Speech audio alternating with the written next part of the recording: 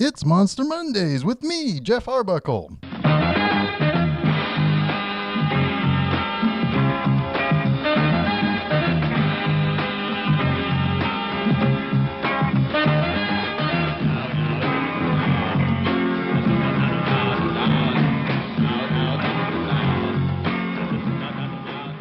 It's Monday, and that so happens to be the day that I like to talk about monsters. I'm Geoff Arbuckle, and this is another episode of Monster Mondays presented to you by Film Seizure. Of course, you can catch new episodes of Film Seizure with myself and Jason Oliver on Wednesdays, but Mondays, well, they're for me to talk about monster movies. So here's a first for Monster Mondays, a sequel. A few months back, I talked about Wes Craven's 1982 Swamp Thing. I talked about stuff that went on in the movie. I talked about what I liked in the movie. I went into some of the creation of Swamp Thing as a character. I even talked about Alan Moore's amazing reimagining of the character that took place a couple of years after that first movie came out. But this is a different beast altogether. The Return of Swamp Thing was released a full 7 years after the first. It brought back Dick Durock as Swamp Thing and Louie Jordan as Anton Arcane. And I know what you're thinking. You're probably thinking that, if you remember correctly, I said that Arcane was killed off at the end of the last one, and you'd be correct. Arcane, well, at least in comic book form, was always pretty good at coming back to life after being killed. But the fact that this movie was even made is a bit of a head scratcher. Why do a sequel so many years later? It's not really like overdue sequels in the present that try to cash in on nostalgia. There wasn't a great deal of that for the original, though many enjoyed it for what it was, me included. This is almost entirely made independent of Warner Brothers, the parent company of Swamp Thing publisher DC Comics. I wish I knew more about how this movie came about, but I really don't have access to that.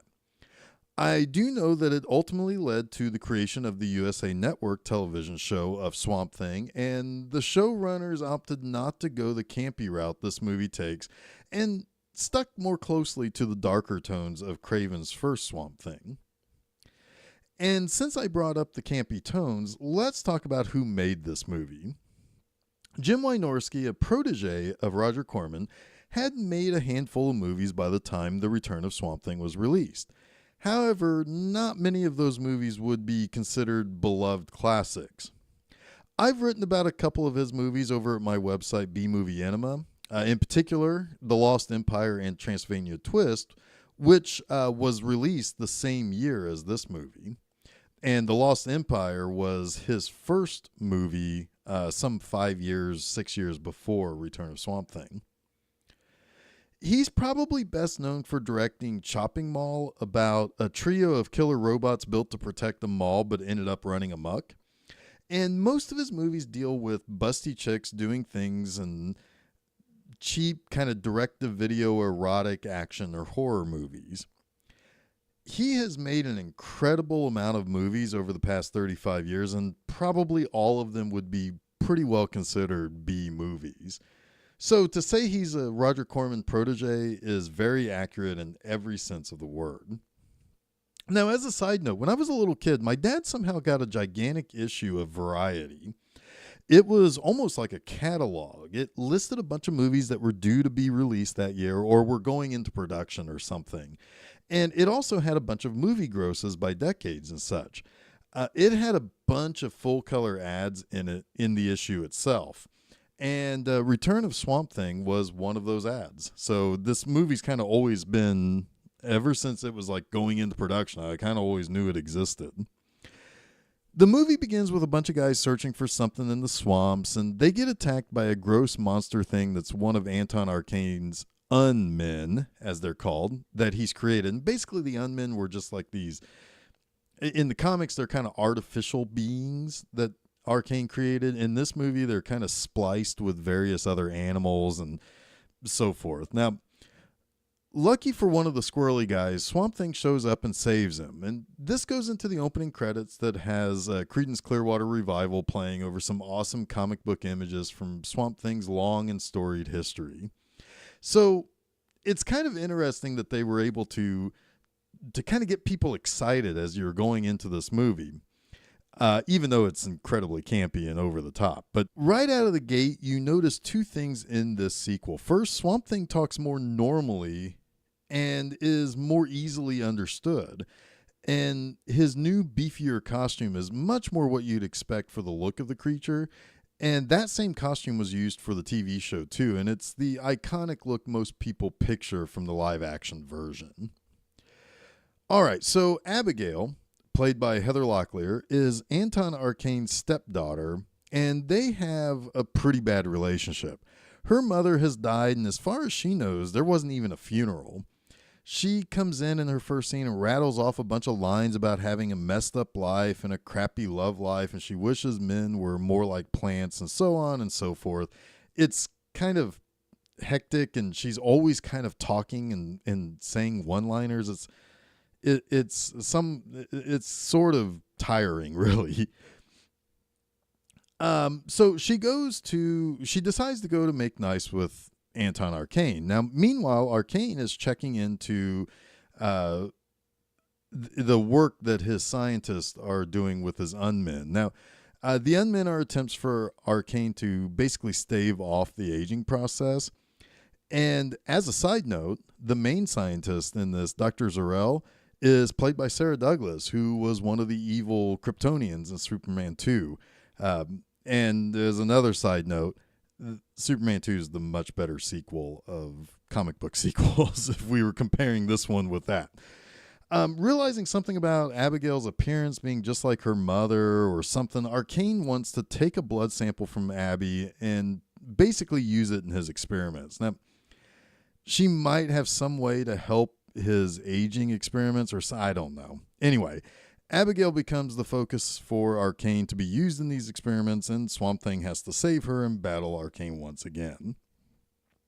So let's get to those three things that I always feature on Monster Mondays. First up, I know a big critique people have with Jim Wynorski's movies, but I actually kind of appreciate his campy 50s style of direction.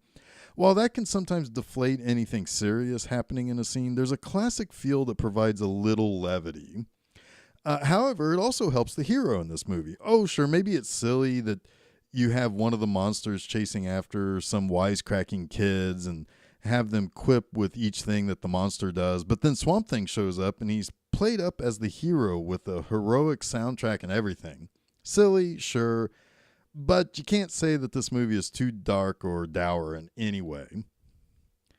Second, this is a Jim Wynorski film, and if you know anything about his movies, you can totally expect for him to bring the babes. Every woman in this movie isn't just foxy, they are even dressed ridiculously.